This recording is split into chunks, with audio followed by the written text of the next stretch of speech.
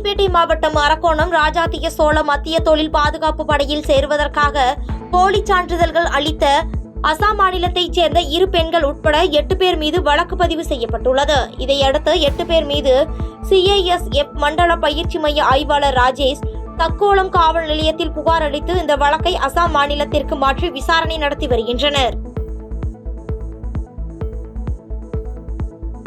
ராணிப்பேட்டை மாவட்டம் காவிரிப்பாக்கம் ஒன்றியம் தமிழக ஆரம்ப பள்ளி ஆசிரியர் கூட்டணி சார்பாக முப்பெரும் விழா சிறப்பாக நடைபெற்றது. இதில் சிறப்பு அழைப்பாளராக மாநில பொதுச் செயலாளர் தமிழக ஆரம்ப பள்ளி ஆசிரியர் கூட்டணி மற்றும் ஜாக்டோ ஜியோ மாநில ஒருங்கிணைப்பாளருமான தாஸ் கலந்து கொண்டு பணி நினைவு பெறும் ஆசிரியர்களுக்கு நினைவு பரிசை வழங்கி பாராட்டினார்.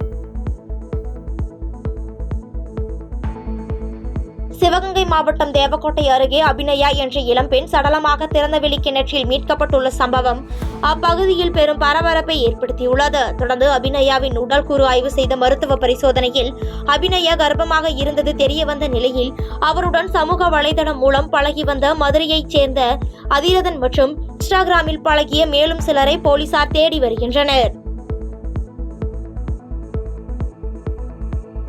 சென்னை கிழக்கு கடற்கரை சாலை உத்தண்டியில் உள்ள கடல்சார் பல்கலைக்கழகத்தில் நடைபெற்ற நிகழ்ச்சியில் தாம்பரம் மாநகர காவல் ஆணையர் 420 போக்குவரத்து காவலர்களுக்கு வெயிலின் தாக்கத்தில் இருந்து தற்காத்துக் கொள்ளும் வகையில் அவர்களுக்கு கூலிங் கிளாஸ், தொப்பி உள்ளிட்ட பொருட்களை வழங்கி சிறப்பாக பணியாற்ற அறிவுறுத்தினார். மேலும் இந்நிகழ்ச்சியில் போதைப் பொருளை கட்டுப்படுத்த பணியாற்றிய காவலர்கள் உள்ளிட்ட பல்வேறு காவலர்களுக்கு நற்சான்றிதழ் வழங்கி பாராட்டுகள் தெரிவித்தார்.